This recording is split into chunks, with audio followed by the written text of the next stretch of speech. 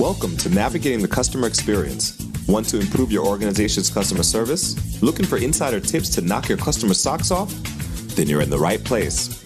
Here's your host, Yannick Grant. Welcome to Navigating the Customer Experience. On today's episode, our guest is Fran Brzyski. Fran is the CEO and co-founder of Hark, the leader in video and audio-driven customer feedback. He has over a decade of experience working in CX and voice of customer at companies ranging from startup to Fortune 50. In addition to his role at Hark, he is a portfolio advisor at Hatchet Ventures. Prior to founding Hark, he worked in sales and CX for both B2B and B2C companies, including biotech, risk and compliance, and e-commerce. So without further delay, sit back, plug your earphones in, and let's jump right into this conversation with Fran. Welcome, Fran. Thanks for having me. Make me sound a lot more important than I am. All right, Fran, could you share with our listeners a little bit about your journey, how you got from where you were to where you are today? Sure. It's a messy one, as these things usually go. I come out of school thinking I'd work in finance. And when I worked at a big bank, realized very quickly I did not like the bureaucracy. And I was very much somebody who was trying to not only strategize, but execute. And at larger companies, there's a lot of red tape. And that works well for some people, others not so much. So I took a large pay cut and went into more of the startup world.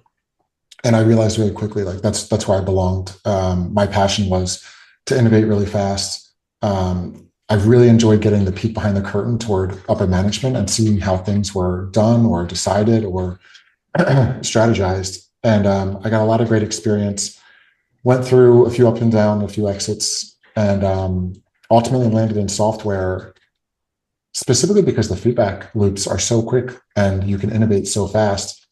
That was exhilarating to me. So I was at a travel startup right before the pandemic. I met my co-founder there, A+ team, incredible culture, got to see what best in class looked like, went to a seed stage startup that didn't work out. And after all of that, said to my wife, I've been incubating this idea of Hark, as she knew that I was destined for entrepreneurship. I knew this is what I wanted to do. And decided to take a second mortgage on my house and go for it. And I think a big thing through that entire journey was the support system. When I left the big bank and took a pay cut, my mom and dad were so proud that I believed in myself versus what other people thought. When I decided to start Hark, my wife very quickly was like, let's go, let's do this. So I think that's a huge piece of it.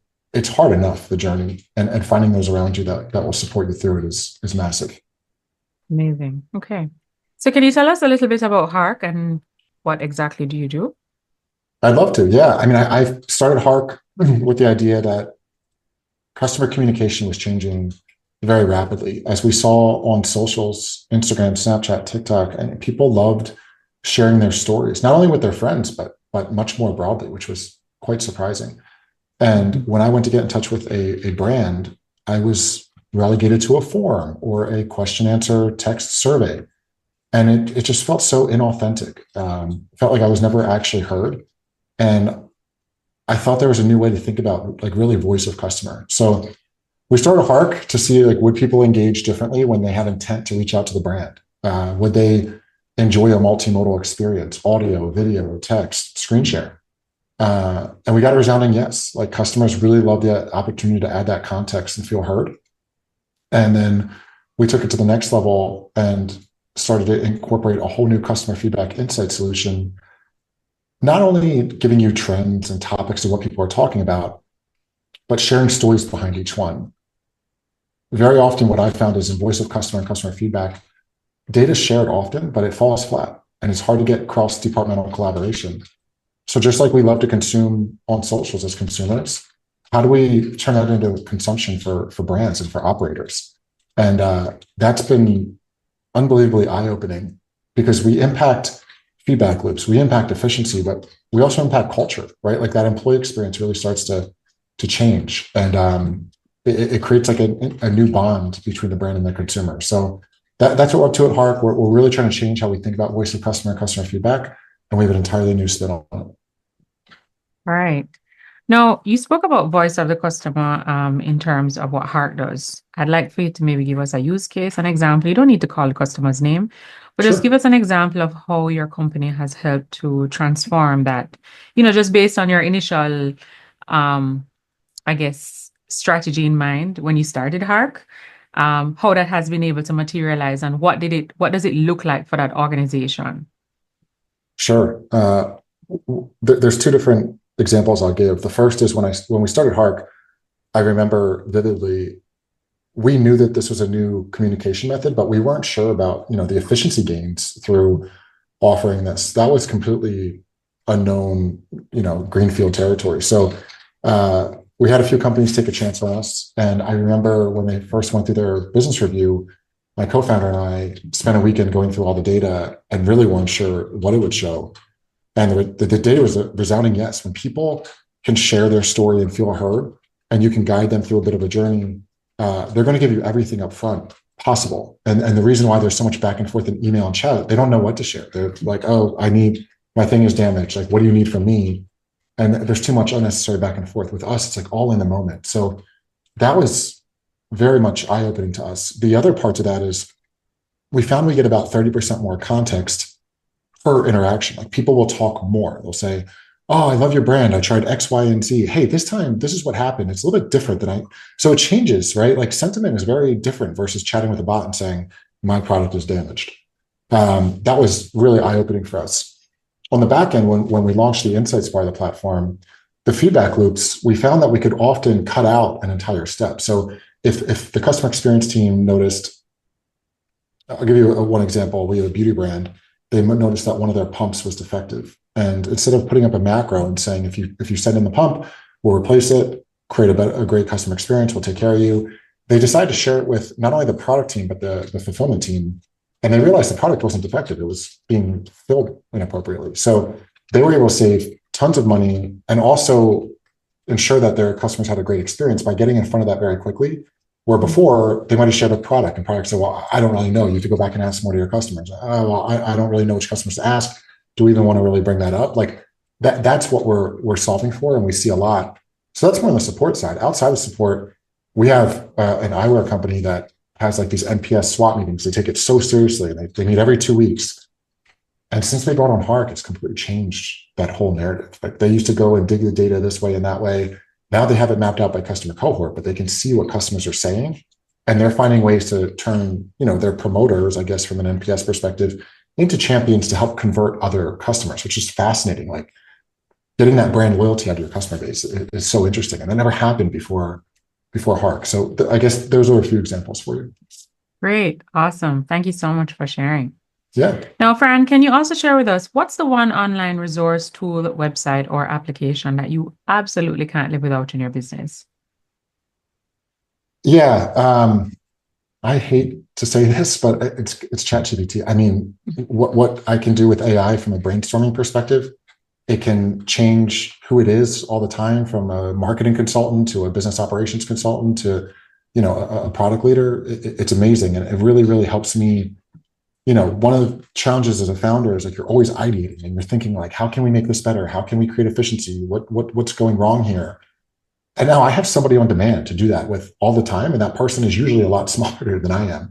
So that's been unbelievable for me. I use it all the time, and I speak to it like it's another human all the time. Amazing. All right. Thank you so much for sharing. Can you also share with our listeners maybe one or two books that you've read? It could be a book that you read a very long time ago, or even one that you've read recently, but it has had a great impact on you. Yeah. There's certainly a few, and it's interesting, these books you read hit you at different moments through what you're going through personally. A big one for me was The Four Agreements. It's very much about,